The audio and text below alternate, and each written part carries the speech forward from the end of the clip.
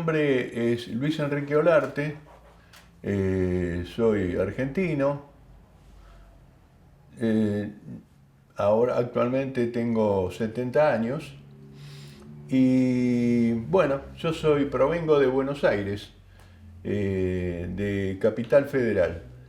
Eh, Soy maestro normal nacional y de lenguas vivas. Me recibí bastante joven, a los 15 años, de maestro, en la Escuela Normal de Profesores Mariano Acosta. Y también tuve formación, no digo religiosa, pero sí de escuela de curas y de monjas también, o sea, una formación cristiana. Y estudié la segunda etapa del primario en el Colegio San José, que está en Valvanera, y después pasé al Mariano Acosta. Me recibí muy temprano. Y bueno, apenas me recibí, no llegué por razones familiares, la enfermedad de mi padrastro generó, yo soy hijo único, generó una gran dificultad económica en mi casa y tuve que salir a trabajar, no pude ejercer de maestro, pero no obstante eso, conseguí trabajo de mecánico en talleres de máquinas de tejer en Buenos Aires. Hice muchas cosas, dibujos, display, venta de pintura, de masilla Antes se masillaban los autos cuando se chocaban. O sea, hice varias cosas hasta que tuve una buena posibilidad, dado que escribía muy bien a máquina, de entrar en la empresa IBM y que me hizo asentarme mucho más económicamente y tener fondos suficientes como para seguir estudiando medicina. O sea que todas esas cosas de turbulencia que trabajé en muchas cosas, la hice mucho, hasta tanto en esa época había que hacer servicio militar y que no tuviera firmada la libreta yo no conseguía buen trabajo. Una vez que conseguí que firmaran la libreta porque era hijo único de madre viuda y mi madre estaba enferma, bueno, fue un motivo por el cual me firmaron y no hice el servicio militar. Entonces me dio un esfuerzo extra para seguir estudiando medicina. Mi padre biológico era médico, falleció. Y bueno, estaba mezclado en el ambiente médico, en la casa donde yo vivía, bastante humilde, en el barrio de Barracas, digámoslo, en un conventillo de la calle Uspallata, en Barracas. La familia eran todas mujeres y había gente que me hablaba de mi papá, que era médico, y la otra, una tía que era maestra. Entonces, y siempre anduve rodeado de guardapolvos blancos. Entonces empecé primero por el magisterio, que me gustó muchísimo. En la escuela que fui me pareció brillante la formación, y después me dediqué a medicina y salvo el primer año que la pasé muy duro, después es como que le encontré la forma, la sistematización de estudiar con el escaso tiempo que yo tenía y a dar muy buenos exámenes. Así que me recibí de médico a los 23 años.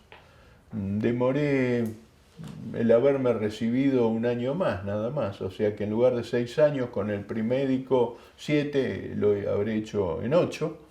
Pero bueno, cuando me quise acordar, tanto el deseo de ser médico que tenía, lo pude culminar. Y bueno, el tener un buen ingreso trabajando en la empresa IBM, que es una de las precursoras en computación, en informática, en el país y en el mundo. Este, Dejé de ser un buen empleado brillante de IBM y me recibí de médico. Y mi sueño era, ya por lecturas previas, siendo estudiante, me interesó mucho un enfoque que después reconozco que era medicina social, salud pública, medicina social. Y yo leía un librito de Udeva de Sonis también, que lo leía permanentemente y me sensibilizó mucho. Y en la parte final de la carrera hubo toda una apertura muy grande. Antes se llamaba en salud pública, de higiene y salud pública, pero me tocó una etapa muy linda de todo un enfoque más social, incluso de historia económica de América Latina que yo desconocía, y ya en la Escuela de Salud Pública me cautivó la forma el enfoque que me transmitieron ahí. Y bueno, y yo digo, bueno, mi idea era, en esa época se hablaba de proyecto nacional. Entonces, el proyecto nacional es poder ir a aquellos lugares donde más me podían necesitar. Y como hice una carrera muy rápida y con poca práctica manual, llamémosle poca práctica en general era práctica manual, de guardias y demás, daba muy buenos exámenes y pasé bastante bien por dar muy buenos exámenes. El hecho de haber sido maestro me facilitaba quizás la exposición oral, y el estar acostumbrado a trabajar con público o en la calle me dio soltura que, no sé, se sacaban bastante buenas notas, pero la práctica era muy mala, mía, era insuficiente. Entonces, lo primero que visualicé era la necesidad de hacer una residencia. Y en ese entonces no había residencia de medicina rural, me habían hablado unas de que organizaba el Estado Nacional, y había una de las sedes era en Comodoro Rivadavia, una de las sedes. Después no sé si había otra en el norte del país. Y bueno, pensaba presentarme igual a las residencias médicas, si no era ahí en medicina clínica médica, porque no había ofertas de medicina rural. Entonces me presenté a los exámenes de varios hospitales en Buenos Aires y por supuesto no salía ninguno.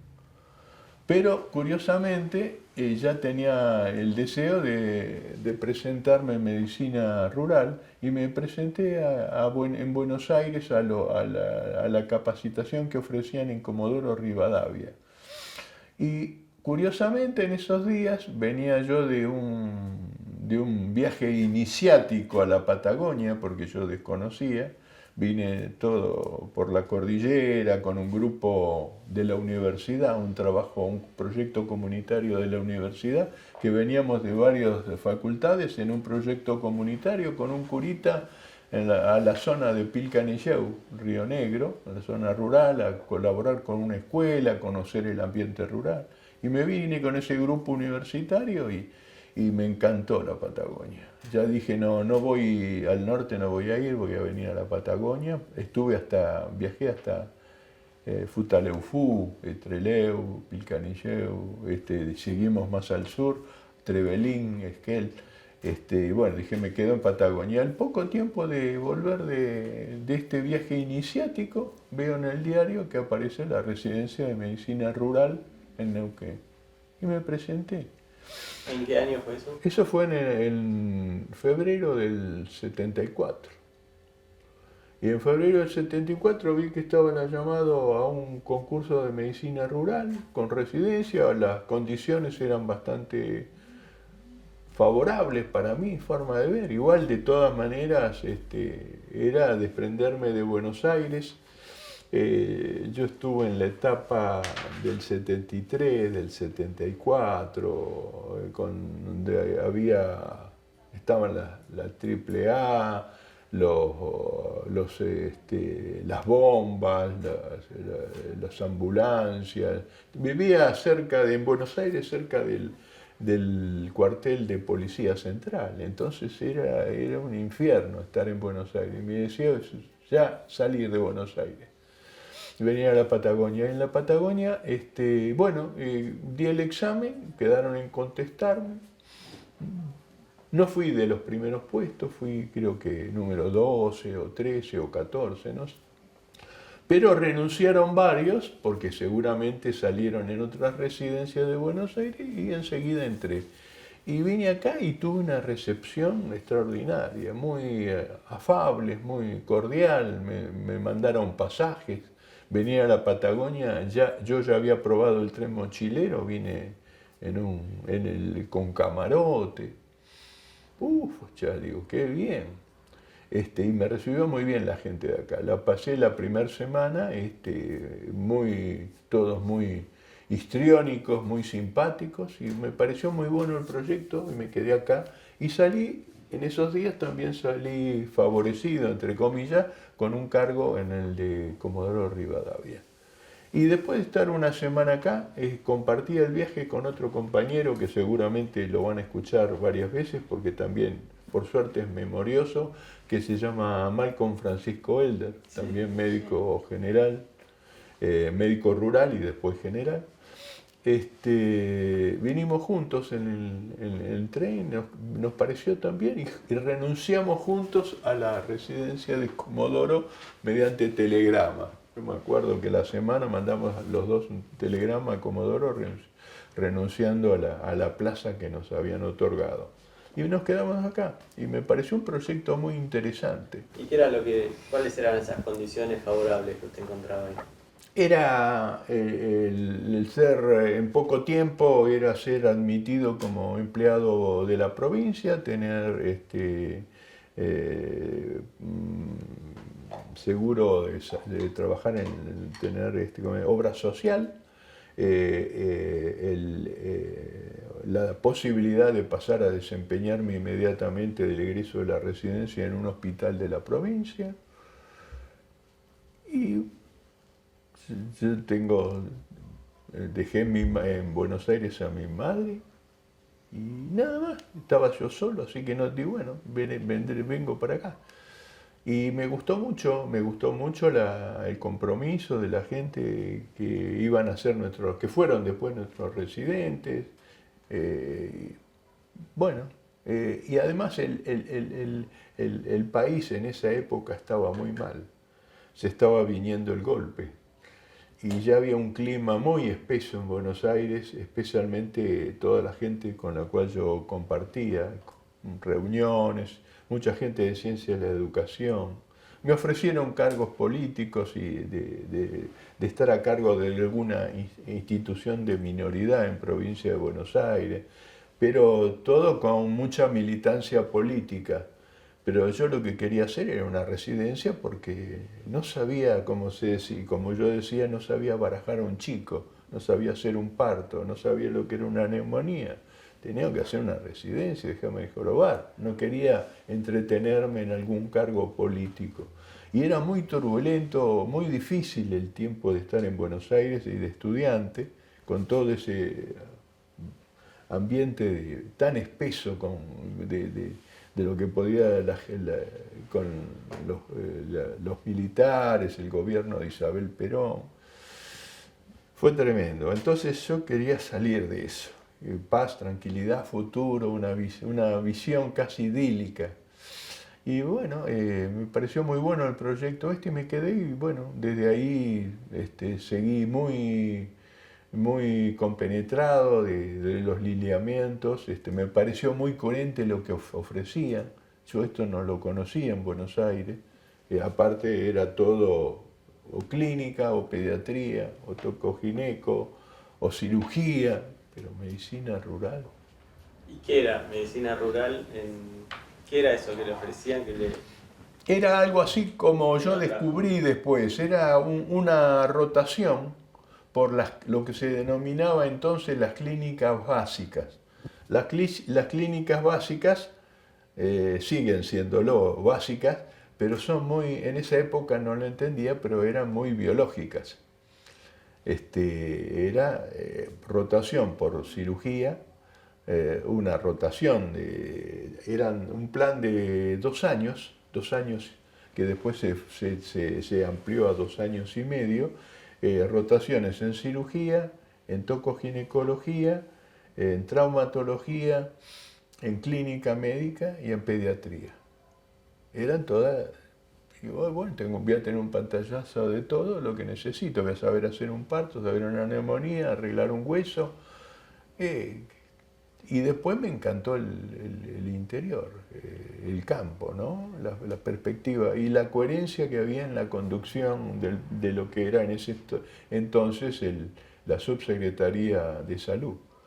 Y aparte el hecho de que, bueno, ya tenía un sueldo, estaba nombrado como enseguida, ahora son contratos basura habitualmente, no sabes cuándo te van a pagar y lo que te van a pagar, bueno, no era un gran sueldo, vine a ganar un tercio de lo que yo ganaba en Buenos Aires en IBM, vine perdiendo plata, pero bueno, mi sueño era desarrollarme como médico rural.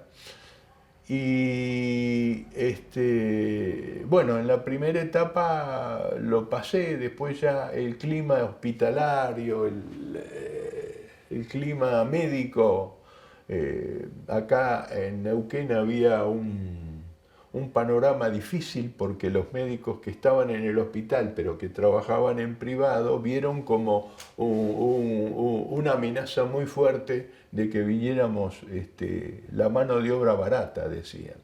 Pero eran para no perder sus beneficios de la práctica de trabajar en el hospital y llevarse pacientes a privado. La mano de obra barata serían los médicos de dedicación exclusiva. Claro, los médicos generales. Pero como nosotros, a nosotros en general, a los rurales, a los residentes rurales, no nos veían tan mal porque pensaban que nosotros salíamos y nos íbamos al campo. Ellos no tenían problema que nos quedáramos en el campo toda la vida, pero ellos seguir manejando el mercado, lo que era el mercado médico de la ciudad, que era todo muy chiquito, pero bueno, los que habían llegado antes eran los dueños del lugar. Y después cuando vieron que nuestros instructores eran tipos de alto vuelo, que sabían mucho, que los pasaban por encima porque estaban muy bien formados en residencia, qué sé yo, de Lanario, con Sanchezini, o con Bota, o con... Bota era un jefe de la cátedra de pediatría del Hospital de Niños de Elizalde, de Buenos Aires, también con Vázquez, perdón, Vázquez. Bota era del hospital que está en La Boca, a ver, el hospital de La Boca, que está ahí en la calle Patricio. Argerich. Argerich. Pero eran todas residencias de grandes capos y los que venían muy bien formados en traumatología también. Entonces era como que aprendía muchísimo. ¿Quiénes eran sus maestros de la residencia de medicina rural? ¿A quién recuerda?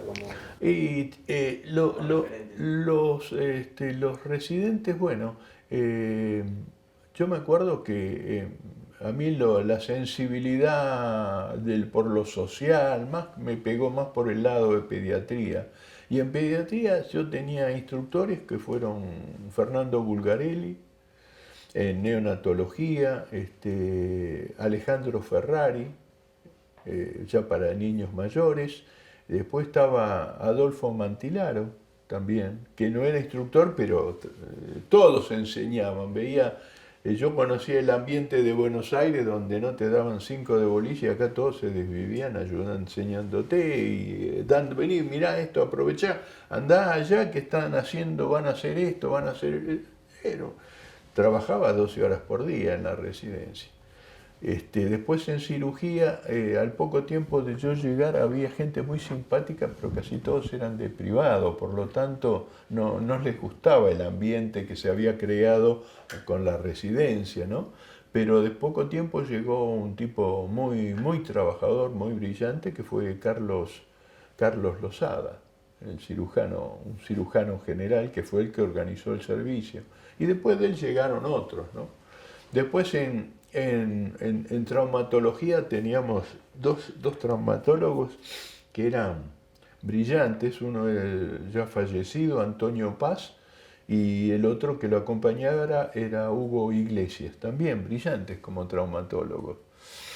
En Tocogineco teníamos también muy buenos docentes, entre ellos el doctor Samuel Kravchik, que era el Samuel Kravchik era el jefe de servicio. Y en general después vino otro médico para mí genial que fue José Antelo, que eran nuestros... Y después había otros, llamémosle, de segunda línea, pero en dentro de esa gente con la que hacíamos guardia y hacíamos parto, cosa que yo desconocía. Por ejemplo, yo aprobé tocoginecología sin ver genitales femeninos, todo lo veía por los libros. Entonces, el hacer un parto, me fui de la residencia después con más de 70, 80 partos y varios cesáreas, acompañar, no operar, pero sí acompañando, ayudando cesáreas y demás. Era una experiencia. Canalizaciones, en Buenos Aires se peleaban por una canalización y acá hacíamos todos los días en esa época. Ahora se le ponen catéteres, pero antes se punzaba la vena y se hacía cirugía menor colocando catéteres directamente en la vena. Canalizaciones hacíamos, haciendo yeso, operando en traumatología. Era una experiencia. Así que, pero igual, el ambiente era muy difícil porque había una resistencia de los médicos antiguos a esta nueva visión, ¿no? Que haría que el hospital, mucha gente nueva y muy capacitada que les preocupaba por el mercado profesional, ¿no? Así que esa fue la época. Bueno, una de las cosas, Neuquén era muy chiquito. Cuando llegué no habría más de 70.000 personas, habría menos de 70.000. Era una desolación. Por ejemplo, estas casas no existían. Este barrio, todos los barrios que han visto y las rutas que ven pavimentadas viniendo del centro para acá no existía. Eran bardas, mesetas peladas con plantas. Era para ir a pasear un sábado, un domingo, pero no había nada. Ahora es todo cubierto de urbanizaciones. Así que era, digamos, la vida social de la ciudad era bastante limitada, pero todo muy natural, muy de pueblo, ¿no? Así que, bueno, pero igual, a mí ya la última etapa se me hacía muy difícil el clima hospitalario, no. Y aparte yo empecé a hacer un análisis crítico de la residencia también, que era muy biologista, ¿no? Y yo tenía cierta predilección más por lo social, por lo psicosocial, ¿no? Por ejemplo, yo no podía entender cómo no había una rotación por salud mental, porque todas las pacientes tienen mente, yo también, y no sabíamos abordar pacientes de salud mental, lo que vendría a ser ahora psicopatología, pero ni siquiera nos hablaban de lo que era una neurosis o de cuadros muy comunes, ¿no? Que muchos de nosotros los tenemos, pero y digo, ¿cómo puede ser tan violento? Bueno, hice una propuesta que fue rechazada con todo éxito por la coordinación de la residencia, donde proponía un cambio del plan de estudios para las futuras residencias, para los tiempos que seguían de residencia, básicamente incorporando la salud mental y las ciencias sociales, especialmente antropología y sociología. Fui derrotado con todo éxito, claro, y mal visto, porque no era la visión médica biologista hegemónica, ahí se sentía bien el autoritarismo de la sociedad. Fue una residencia bastante vertical, no digo tan miserable o caníbal como era en Buenos Aires, donde el que estaba en cuarto año era el que mandaba al de tercero, el de tercero al segundo, el segundo al primero, y ya el primero vos eras un miserable en la residencia. No se daba acá, era más horizontal, pero así todo hubo momentos de mucho autoritarismo. ¿Cuántos médicos había? La residencia fuimos 10, en la primera residencia, y en la segunda... Ya estuvo en la primera camada. En la primera camada, sí, justamente.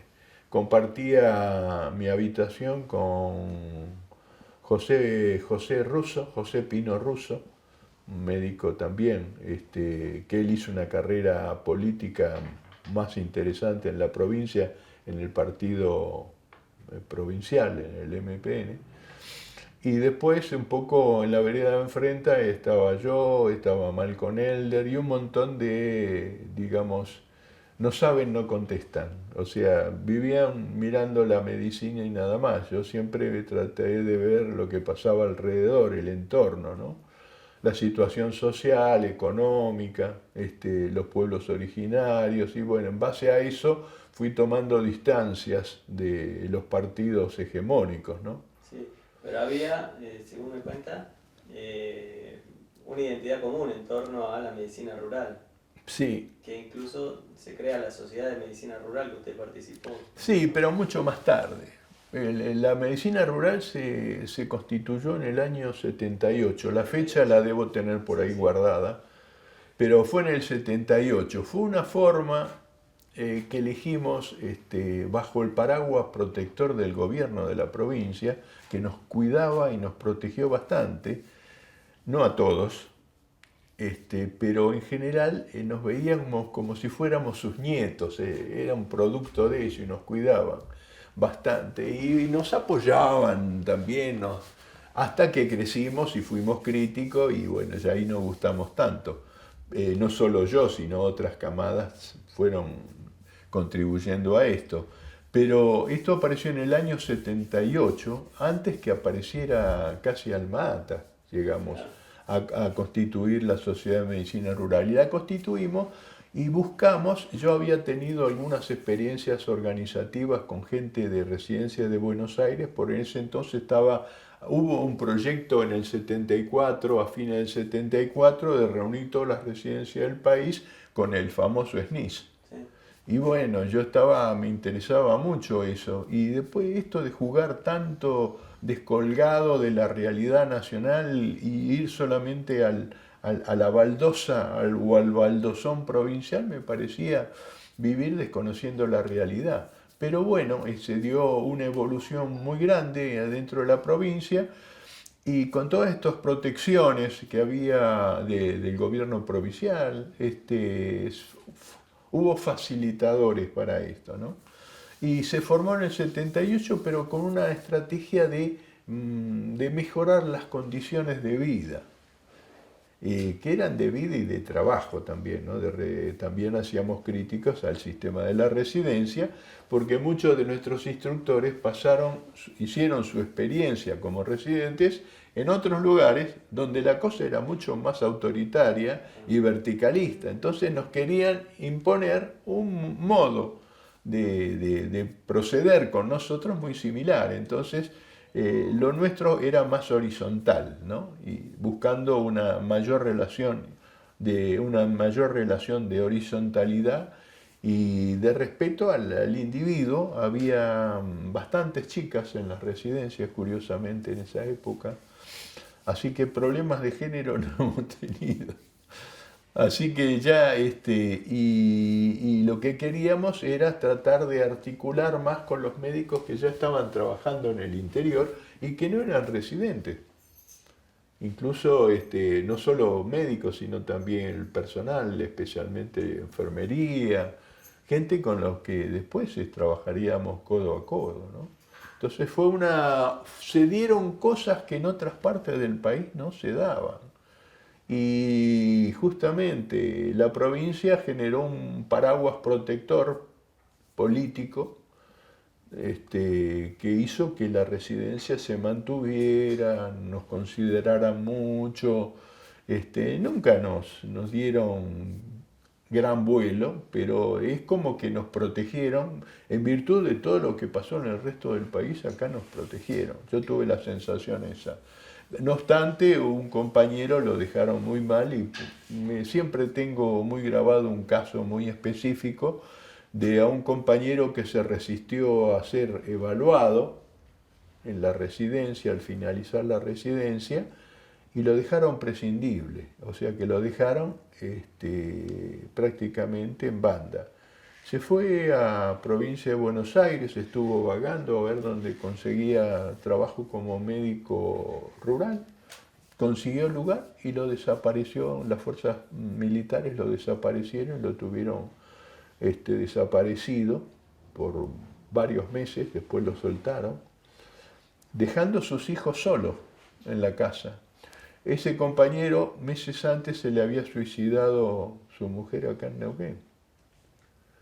Así que una persona que estaba en condiciones de crisis existencial y crisis psicológica, que hubiera necesitado ayuda psicoterapéutica por el suicidio de su mujer, que le dejó 3 hijos, lo dejan prescindible. Es como que lo hubieran tirado a los perros. Y después me enteré, que después nos enteramos, algunos pocos, que había sido secuestrado y detenido.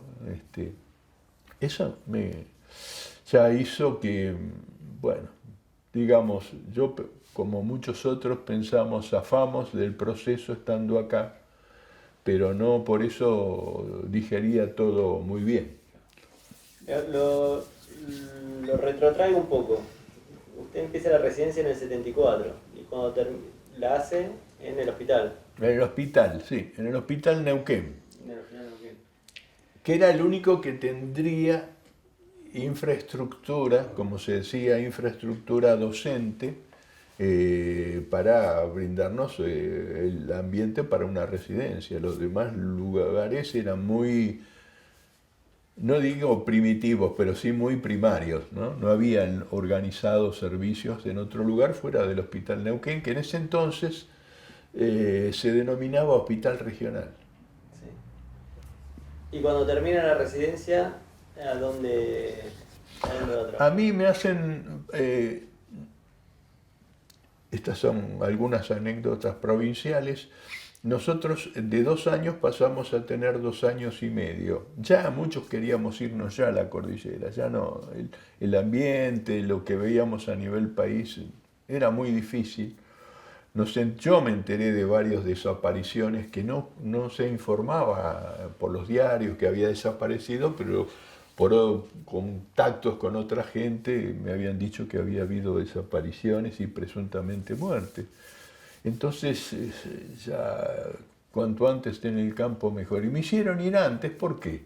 Yo tenía que terminar la residencia, pero ¿qué pasa? Viene el golpe militar, viene un general de interventor, Martínez Wallner, y curiosamente estaba la fiesta del pueblo en el lugar que me habían definido para que fuera a trabajar, que era Andacollo, que era como médico único. Y como iba a ir el nuevo gobernador de facto, pero iba a ir allá, tenían que demostrar el gobierno una cara de un médico en el hospital.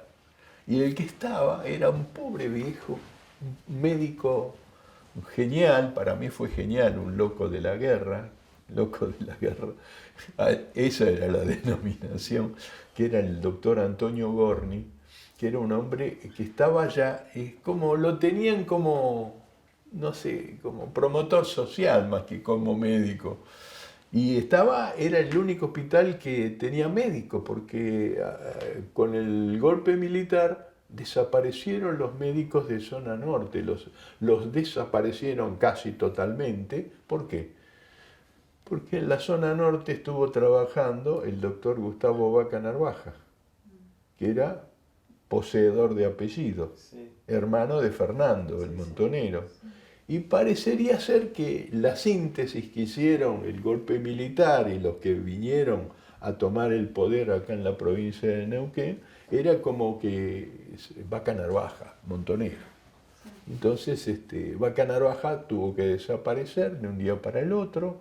Y todos los que el equipo, la gente que trabajaba en zona norte, la limpiaron. Salvo 1 o 2 médicos, una pediatra y un médico rural que creo que estaba en Barranca.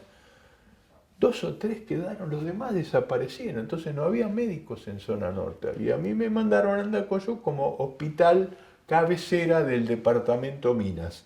Hoy el departamento Minas tiene 3 hospitales. El de Andacollo, Las Ovejas y Barbarco. Y una posta sanitaria en Huinganco y otra en Manzano Amargo, creo que tienen ahora. Hace tiempo que no ando por ahí. Pero en ese entonces era el médico de todo el departamento. Y bueno, me tocó ahí y para que pusiera la cara porque iba a ir el gobernador a la fiesta del pueblo. Entonces yo terminé la residencia antes por esas condiciones. Y bueno, me ofrecieron casa, tenía sueldo, el sueldo mejoró bastante con el Sí, paso al interior y bueno, tenía un ambiente al pie de la cordillera del Viento, una cosa media idílica parecía, ¿no? siempre con el régimen de dedicación exclusiva. Con dedicación exclusiva. Bueno, y ahí empecé a hacer, bueno, no tenía, nadie me había contado experiencias previas de médicos rurales. El otro médico que había estado antes, un tal Ferrero, lo pude conocer en el Hospital Neuquén porque lo trasladaron, o sea que limpiaron de médico en la zona norte, los hospitales de zona norte. Y este médico que estaba en Andacollo, que parece ser en su ficha no tendría ningún compromiso de tipo con la resistencia o los guerrilleros, como ellos se lo imaginaban, lo trajeron al Hospital Neuquén. Después lo dejaron prescindible también. Pobre, y él vino a rotar por salud mental y me contó más o menos, hablamos un poco, pero un poco yo llegué al hospital donde estaba él. Era un hospital, digamos, a la luz de la APS o lo que se desarrolló después de la provincia, nada que ver. Atendía a puestos fijos y que vengan. No había salidas, como después desarrollamos, salidas a terreno, no había visitas a escuela, no había campaña de vacunación intensiva, no había detección intensiva de pacientes tuberculosos, tratamiento específico a desnutridos, atención del parto institucional, un montón de cosas que uno lo cuenta y dice, pero ¿cómo no así no? Eso en el año 76, Claro, en el 76, cuando usted llega a Andacollo. en el 76. ¿Y cómo era la atención médica? ¿Cómo era el hospital primero? Y el hospital era un hospital relativamente lindo, lo arreglaron muy bien, mi casa era relativamente confortable, pero bueno, era todavía muy básico, ¿no? Y el personal no tenía la formación, el personal, llamémosle de enfermería, no había, enfermería profesional no había, eran todos auxiliares y algunos empíricos. Y bueno, era todo muy precario. Y Bueno, administrativamente le enseñé a uno o dos enfermeros a que me ayudaran administrativamente, porque no había administrador tampoco. O sea, era todo muy limitado.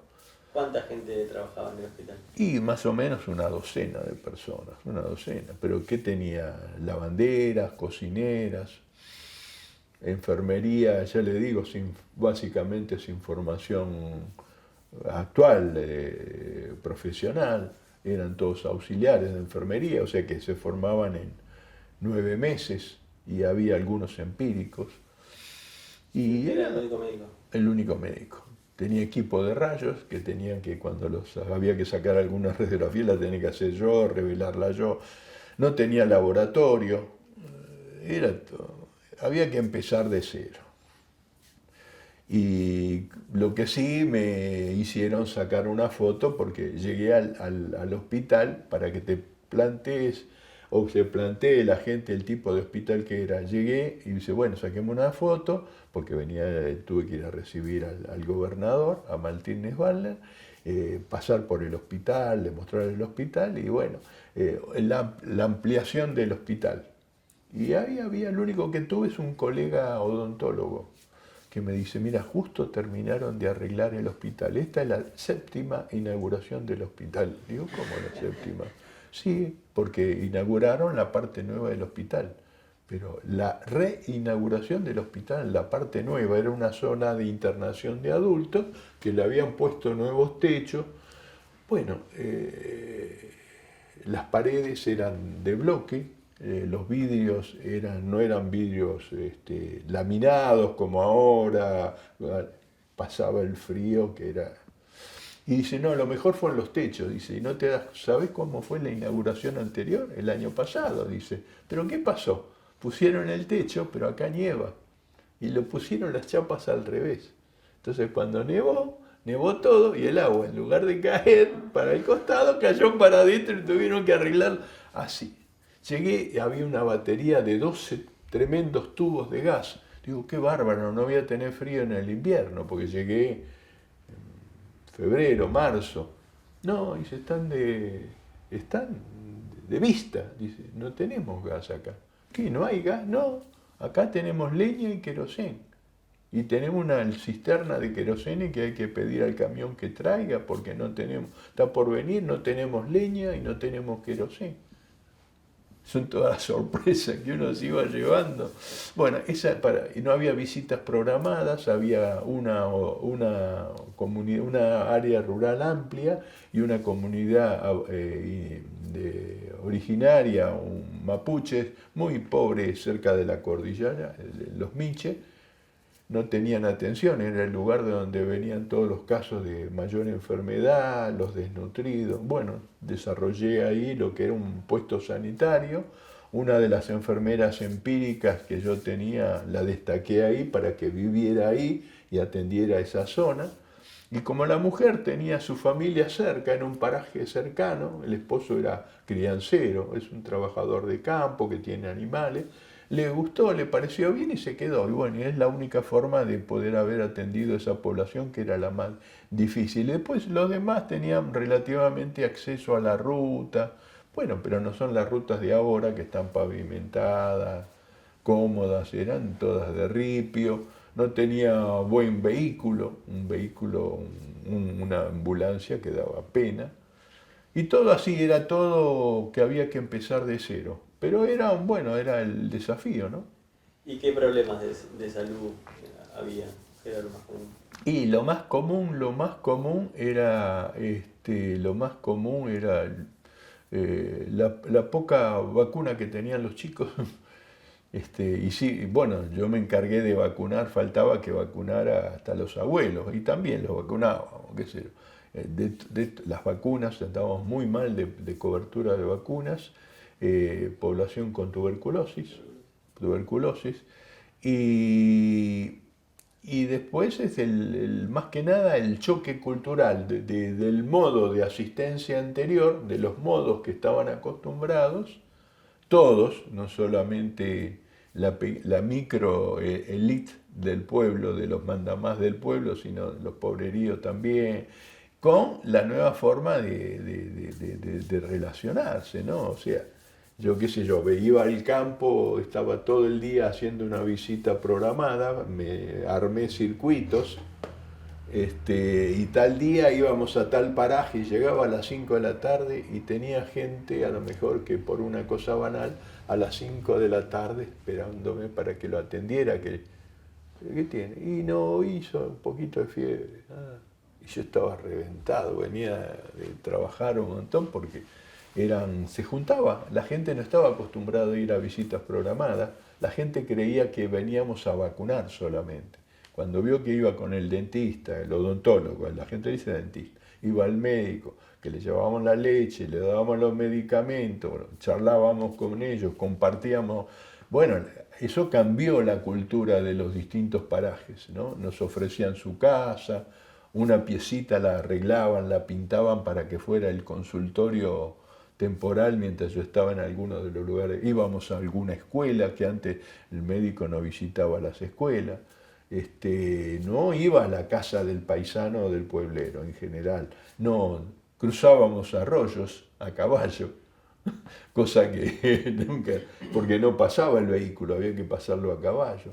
Y cosas así medias folclóricas hubo en ese momento, porque no, ahora hay puente, claro, por ejemplo, o ruta, y la gente ya está más acostumbrada.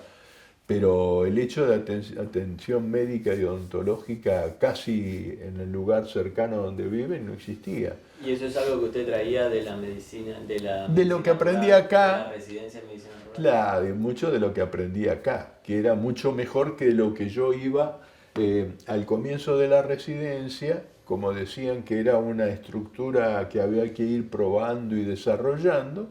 Nos hacían cursar 1 mes o 2 meses en servicios de Buenos Aires. Entonces yo, por ejemplo, rotaba acá en Toco Gineco y después me tocaba 1 mes ir a lo de Bota. Yo veía cómo se desempeñaban en esos hospitales de Buenos Aires y era para mí era un terror, porque el maltrato que había en el Argerich de los residentes o los médicos con la gente que atendían, por ejemplo, a las paraguayas, a las bolivianas, las trataban y hacían praxis de cirugías menores como canalizaciones que no se justificaba y atendían en lugares sin intimidad o sin, por ejemplo, ginecología en el Argerich estaba todo lleno de tabiques que llegaban a unos 70. Entonces, lo que yo hacía acá con una paciente en la camilla, lo escuchaba la que estaba al lado y la que estaba al lado, había un trato deshumano. Y lo mismo veíamos en cirugía, por ejemplo, a tal punto que le dijimos no hay que rotar más por Buenos Aires. Lo que tenemos acá es suficiente y es mucho más lo que podemos aprender acá que lo que vamos a aprender a Buenos Aires. Aparte se peleaban por praxis, cosas que a nosotros acá nos sobraban. Claro. Porque éramos 10, pero estábamos hiperdigados en distintos servicios y teníamos experiencia de todo tipo, entonces aprovechamos mucho más. Y era muy deshumanizado lo que veíamos en Buenos Aires después. Y bueno, eso lo transmitimos, hubo una especie de puesta en común y hubo bastante acompañamiento de las cátedras esas que venían en un programa de educación continua en la provincia. Nos hizo muy bien el programa de educación continua provincial, que se hacía no solo en Neuquén Capital, sino que se llevaba también al interior, a los hospitales o a las localidades cabeceras, por ejemplo Zapala, San Martín o Junín o Chosmalal. Se hacían reuniones de equipos, se convocaban a los médicos de los hospitales satélites, iban de acá. Era una formación, digo, eran para mí pipí cucú, chiche bombón que no se veía en otra parte, a tal punto que después de muchos años yo fui a Cuba, vi lo que hacían en Cuba y digo, esto lo hacíamos nosotros hace más de 10 años. ¿Y de dónde surge esa manera de encarar la práctica? No sé, la calidad de la gente que había, ¿no? Y aparte era muy, yo digo, el idealismo de mucha gente. Mucha gente cuando empezó a conocer esta residencia se anotaban acá, venían, increíble la cantidad de gente que venía en esa época a intentar hacer la residencia de medicina rural acá. Después al poco tiempo se transformó en general con orientación rural, pero digamos que yo compartía algunas reuniones así media escondidas con gente de otros lugares del país que siempre tuvimos yo tuve por lo menos esa forma de ver la cosa, me contaban lo que pasaba acá, lo que pasaba en Jujuy, en Santa Fe. No había residencias como la que había acá en otros lugares, fuimos en ese aspecto precursores, la provincia fue precursora. Entonces, la cuestión que era uno, y todos los años se veía que íbamos avanzando y mejorando, la estadística, el clima, la capacitación del personal, los sueldos, que digamos no eran brillantes, pero te permitían vivir bien. Bueno, y una buena relación interpersonal muy importante. Consolidaba equipos de trabajo, porque bueno, como en todas estas reuniones siempre había una parte académica y otra parte social, guitarreadas, asado, entonces había actividades de integración y yo conocía gente de otros lugares y nos veíamos. Eso dio lugar a que después floreciera el proyecto de la Sociedad de Medicina Rural, que lo siguió manteniendo y lo profundizó más, ¿no? Así que, digamos, esa etapa yo diría casi idílica es, ¿no? De crecimiento constante, desafío constante y ver que uno, por ejemplo, yo llego al hospital de Andacollo, llego una mañana, ¿qué tal? Me presenta, bueno, cuando ya se había ido el gobernador y todo ese rollo, digo, ¿qué pasa? ¿Qué hacen con eso? Había un estante en uno de los consultorios lleno de botellitas de vacuna. Ah, sí, doctor, no, son las vacunas. Son los frascos usados. No, son las vacunas. ¿Cómo la vacuna? Claro, porque como este consultorio no le pega al sol, es el más fresco que tenemos. La vacuna estaba en los estantes en lugar de estar guardada en la heladera. ¿Te das cuenta? Cualquiera que hoy tenga dedos de frente sabe que las vacunas se guardan a cierta temperatura por la cadena de frío para que no se inactive y no, era como adorno arriba de un estante. Y había heladera. Y yo tuve que conseguir una heladera específica para las vacunas, porque si no, en la vacuna donde yo guardaba la vacuna, también guardaban la carne, la verdura, la fruta, y no era así. Bueno, eso, como ir a la visita rural. Y era, ¿cómo va a ir a la visita así? Bueno, era una cosa, era revolucionario eso, ¿no? Y la gente, porque, por ejemplo, el otro médico que iba, dice que iba, me contaban las anécdotas, dice, no entendés, igual me decía, haciendo ironía, el odontólogo había llegado unos meses antes que yo a Andacollo, un odontólogo, entonces no entendés como tal. No, ¿por? Dice, no, porque él llegaba a las 10:30 de la mañana y llegaba, y se ponían, dice, se ponían todos en los asientos, en la sala de espera, y le preguntaba, ¿usted qué tiene? Ajá, muy bien, claro. ¿Le duele qué? ¿Le duele? Ajá, bueno. ¿Y usted? Y le iba preguntando a los que estaban en la sala de espera, entraba en la piecita que hacía de farmacia, venía con los medicamentos al brazo, cada uno lo suyo, y a la casa. Entonces, el hecho de revisar al paciente, ¿qué era eso? ¿O ir a ver a los indios al campo? ¿Qué era eso? Son cosas, en esa época fue, y la revolución más grande que tuve que superar es, hay gente y gente. Los mandamás del pueblo siempre te exigen una atención privilegiada con respecto al resto, ¿no? Llamarte en horarios molestos, decirte que vayas a la casa. Ellos no eran de venir al hospital, ahí había que ir a la casa de ellos.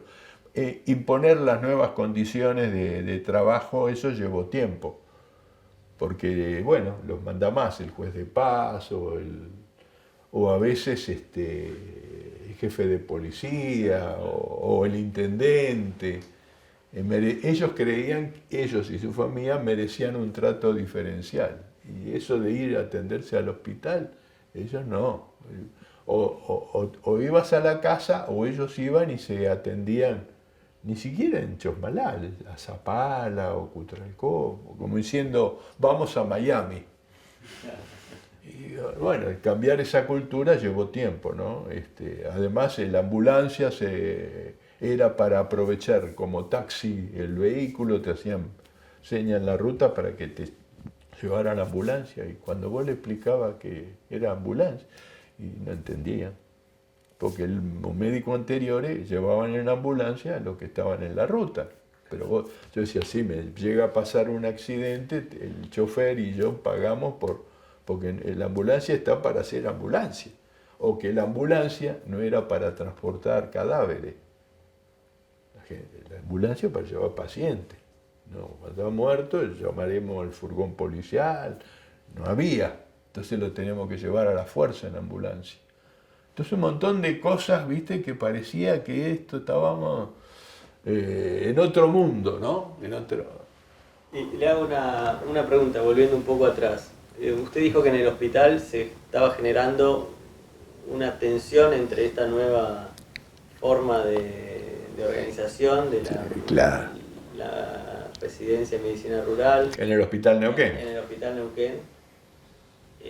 Con ustedes que eran de este plan de salud, de dedicación exclusiva, con los médicos que veían esto como una amenaza. Claro, nosotros y nuestros instructores, que empezaron a ser gente joven, muy formada y que venía con dedicación exclusiva. Y claro, los demás empezaron a poner horarios, poner consultorios que se tenían que cumplir, poner ateneos, delegar responsabilidades, y eso era un laissez-faire total. El Hospital Neuquén, antes que llegara todo este plan de salud, era un laissez-faire total. Cada uno era el techo y cada uno hacía lo que se le cantaba. Así que era y algo así pasaba en el interior también, porque bueno, había imponer cambios, normas, formas de trabajo. Yo venía de trabajar en IBM. En IBM me ayudó mucho después en mi actividad profesional porque me hizo sistematizar más muchas cosas y ordenarme en las actividades, en programar, evaluar, tener reuniones de consenso para ver algún cambio que había que hacer. Y eso en los hospitales no existía. Entonces, alguna vez, digamos, por ejemplo, a mí me tocó una persona muy díscola en el hospital, una mujer que parecía que estaba siempre a retranca y no se manejaba bien. Bueno, el hospital lavaba la ropa y una mujer muy difícil en el lavadero. Y bueno, hasta que descubrí que en el ambiente del pueblo tenía un rol social desconocido en otros lugares, que es la Llorona. Cuando muere alguien, en la zona norte, todavía no sé si ahora, pero en esa época, se contrataba a 2 o 3 mujeres para que al lado del féretro lloraran al difunto. Entonces, cuando me enteré que tenían la alta jerarquía social de reconocimiento, porque no digo santa, pero era la Llorona, una de las lloronas del pueblo, no había con qué darle. Había que hacer la vista gorda, mirar para otro lado, no le podías imponer, no, pero no use ese jabón, use tal otro, o haga así, haga asá, maneje de esta manera el aparato, ponga hay que poner un disyuntor. No, yo esto lo hice siempre, trabajé bien así. Ponerles disyuntor en las conexiones, por ejemplo. Todo así, todo era muy precario, muy primitivo y cambiar. Yo ya me había tocado en otras experiencias trabajar con el personal que justamente es el que difundía fuera del hospital las cosas que pasaban adentro. Entonces había que andar caminando con pie de plomo para que no te generaran. No obstante, tuve que enfrentar algunas situaciones difíciles con algunos intendentes, ¿no? Porque se creían que eran los dueños del pueblo, ¿viste? Y yo estaba acostumbrado venía de Buenos Aires, entonces yo sabía cosas que eran diferentes y bueno, ¿no? El no aceptar las condiciones que me querían imponer los mandamás del pueblo, generaba malestar. Y que cuando venía el gobernador, a ver cuándo me lo saca este mediquito, no podrá traer otro, y esas cosas, ¿no? Claro. ¿Y cómo se relacionaba con toda la medicina tradicional, la medicina? ¿Cómo veía ese choque entre el hospital, digamos? Bueno, yo tuve una afortunada experiencia de haberme conectado rápidamente con gente del área social. Uno por el lado de amigos que tenía en Buenos Aires, que eran en ciencia de la educación, pero después cuando llegué acá me mandaron una vez a cubrir 2 meses, porque no había médico, al hospital de Picunleufú.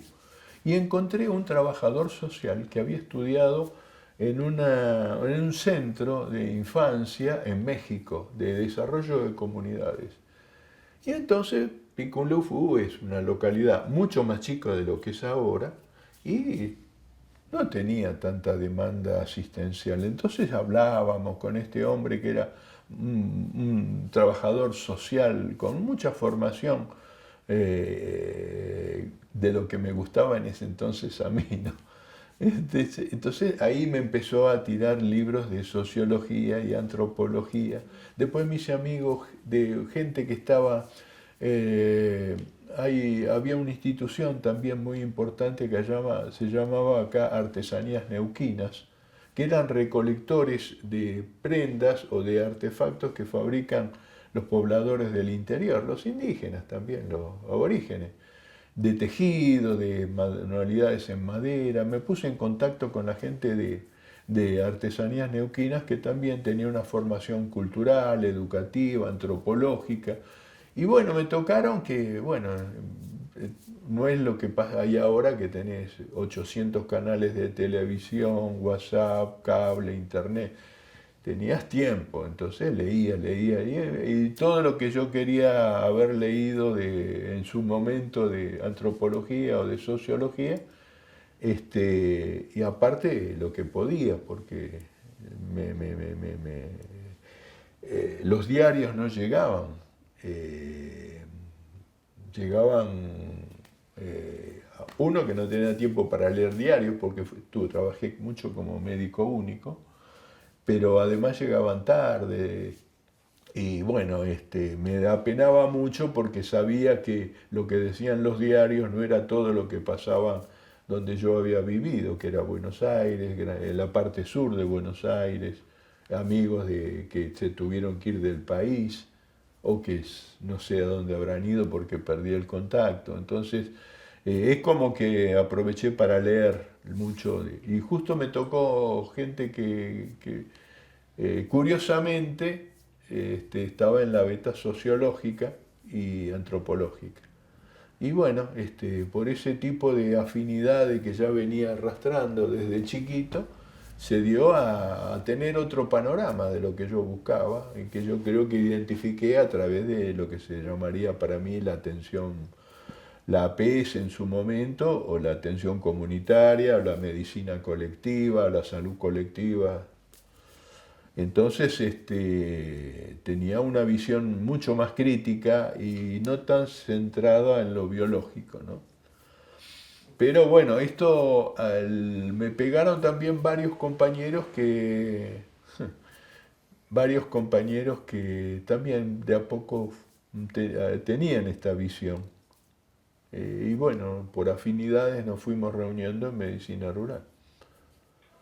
¿Y hasta qué año estuvo en Andacollo, en el hospital? En Andacollo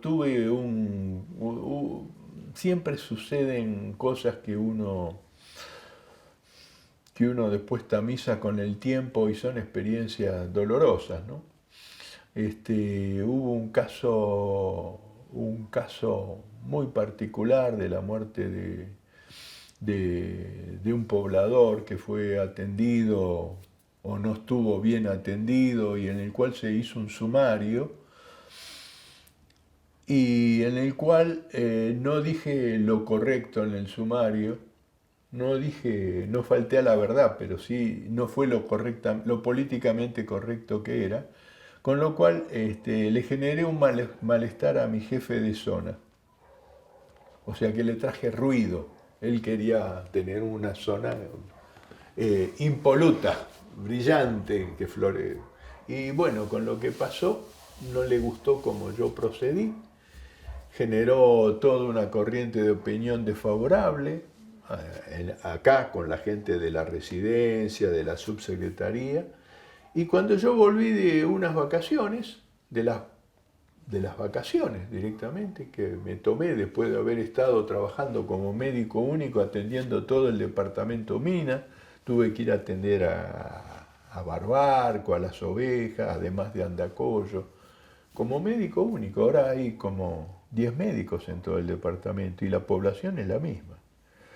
Y como premio, llego de vacaciones, no me quiere tener más en la zona. Entonces es poco menos que me tira por la ventana. Y bueno, era en los años 77, pleno proceso. Y este jefe de zona tenía muy buena vinculación con el ministro militar que había acá. Y yo me encontré, no tenía salida. Y bueno, ya el hecho de que yo tenía que abandonar Andacollo, en el lugar donde yo me sentía muy bien, por ese hecho, ese sumario que se hizo, el intendente de un pueblo vecino seguramente habló mal de mí, porque él perdió el médico que él tenía al lado de su casa. el intendente, por concesión política, consiguió un médico que fuera a un puesto que no daba ni para hospital, era un puesto sanitario. Cuando faltaban médicos en un montón de lugares, él tenía un médico que casi subordinado, era el médico de cabecera de él. Generó que ese médico fuera a capacitarse, los hechos condujeron a que este muchacho se fuera a formar para no hacer la macana que hizo, pero me enemistó a mí con el intendente. El intendente tenía mucha llegada con el gobernador tras bambalinas de ese entonces, que fue Felipe Zapal. Entonces lo persuadieron a mi jefe de zona que tenía que dejar la zona. Entonces, después de mí vinieron ya, de a dos fueron viniendo más médicos y ya había, la residencia iba dando más médicos, entonces vinieron dos chicas después. Y me tuve que ir un año solo, y entonces me tuve que ir de pronto con un panorama incierto a dónde voy a parar. Ya dije, bueno, acaso soy el mal bicho. Así que vamos a ver qué pasa. Y curiosamente, de zona 2, en Las Lajas, me ofrecen trabajo, pero ya no como director. Ya no podía ser director. Entonces, bueno, pero tenía trabajo y bueno, tendré que hacer la plancha, pensé. Pero me destinaron a Las Lajas. Curiosamente, Las Lajas es una localidad donde está manejada por las fuerzas de seguridad armadas. En Las Lajas vos tenés ejército, gendarmería, policía federal. Entonces digo, me van a custodiar por todos lados. Sería muy revolucionario yo lo que hice. Entonces dije, bueno, acá me tienen ahí en la mira. Bueno, no, el jefe de zona 2 necesitaba un médico que acompañara al otro médico que era Malcolm Elder en ese hospital. Me ofrecí y fui para ahí. Y bueno, ahí hice la parte más, digamos, más reconocida de salud pública que hice, la hice en Las Lajas, un tiempo con Malcolm, después se fue Malcolm, rotaron otros médicos y estuve en Las Lajas, donde también creamos nuevos dispositivos de visita. Hicimos lo que se llama, ahora se sigue haciendo, un circuito de veranada, y que es acompañar a los pobladores que van con sus animales en verano a la zona cordillerana a pastar, bueno, ir a visitarlos, atenderlos en todo un circuito amplio, se sigue haciendo. Bueno, acomodamos mejor el hospital, inauguramos un hospital mejor, lo equipamos bien, bueno, o sea, ya no iba yo solo a la visita de campo, sino que podían ir enfermeras a hacer educación para la salud. Visitábamos una cosa mucho más progresista, más desarrolladora, más linda. Así que me dio aparte mucho más tiempo para leer, cosa que yo necesitaba. Y bueno, me sentí mucho más a gusto ahí en Las Lajas y más reconocido. Entonces en Las Lajas yo ya ya me había casado y teníamos una nena y cuando se plantea casi la guerra con Chile, donde yo vivía era al pie del regimiento militar. Por lo tanto, cuando yo dije, si acá vienen en una salida aviones de caza a bombardear el escuadrón, los chilenos, me van a pegar acá y a mi casa. Yo ya estaba buscando a mi familia hospedaje en área rural alejada, cuestión de que pudieran protegerse, porque yo no podía escapar, estaba a cargo del hospital y los militares rodeados, había tanques, tanquetas, era un pueblo militarizado, estábamos a 60 kilómetros de la frontera de Pinochado. Entonces no tenía escape. ¿Y dónde me voy? Voy a renunciar, me agarran de las pestañas, me tiran a Tierra del Fuego, digo, me la tengo que bancar. Bueno, y esa experiencia me fue muy dolorosa, más que nada por lo personal o por lo familiar. Entonces, cuando me ofrecieron volver a la ciudad de Neuquén a organizar después de la experiencia que tuve, centros de salud en la ciudad de Neuquén, dije enseguida que sí.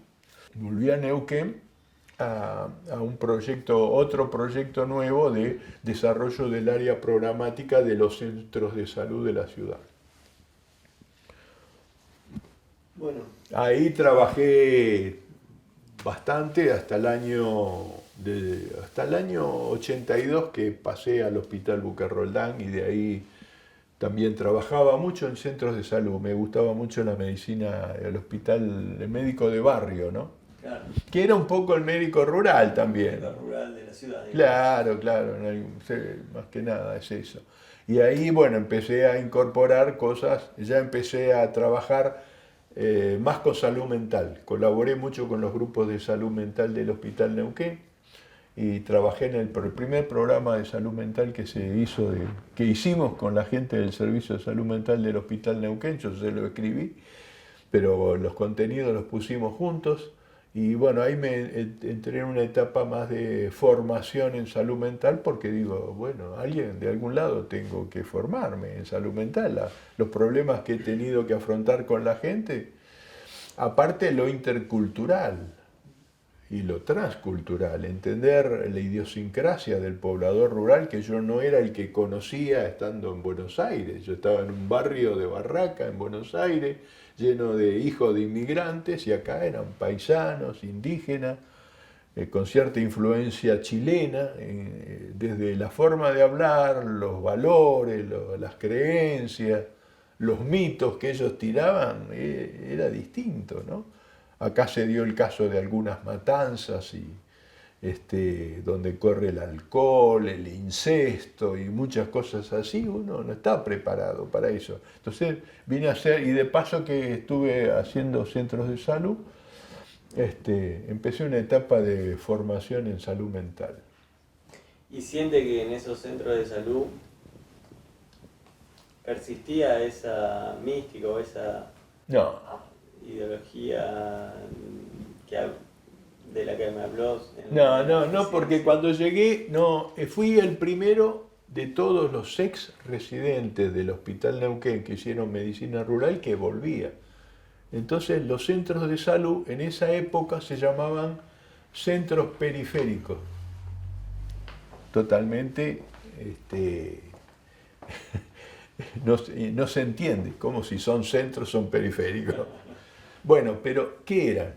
Iban pediatría o clínica médica o gineco, si iban, cuando decían que tenían que ir, a veces iban, a veces no iban, y hacían consultorios externos, pero desde el Hospital Neuquén. Eso de darle una articulación y dar una prestación integral de tipo a la familia fue el comienzo de eso acá. Entonces yo empecé a hacer eso, a manejarme como me manejaba en el hospital rural, a hacer un abordaje que después se dio en llamar medicina de familia. ¿Y nunca se le planteó empezar a atender privado? No, yo estaba entusiasmadísimo con esto. Y con salud mental también, ellos me agarran entusiasmo, ¿no? Después, cuando estaba en ese entusiasmo de la salud mental, me llega una propuesta de hacer epidemiología en el Instituto de Epidemiología de Mar del Plata. Después de haber hecho las formaciones básicas de epidemiología, quedé impresionado, asombrado de lo que era la epidemiología. Y de ahí me puso una impronta muy grande. Y ya después de ahí el paso a hacer salud pública era lo mismo prácticamente. A tal punto que, bueno, epidemiología me deslumbró, me reencontró con las cosas que yo había aprendido cuando estaba en el premédico, en la Escuela de Salud Pública de Buenos Aires. Y bueno, me dio otro enfoque más amplio, a tal punto que yo pienso que el médico general tiene que tener la mirada, un ojo mira a la clínica y otro a la epidemiología. La epidemiología es lo que es el análisis médico de lo colectivo, ¿no? Entonces a mí si bien era bastante biologista la epidemiología y muy cuantitativa, era muy cuantitativa, igual me deslumbró, después la fui corrigiendo, mejorando en el camino, ¿no? Pero me dejó, y fue en el 83 prácticamente, en esa época. Y hasta ahí llegué. Y volví al Hospital Neuquén, un hospital mucho más caótico que lo que yo había dejado en el 76. En el 83. Sí, ya, más, y claro, y aparte con todo el huir de la democracia, el fin del proceso, era otra cosa, ¿no? Aparecieron los partidos políticos.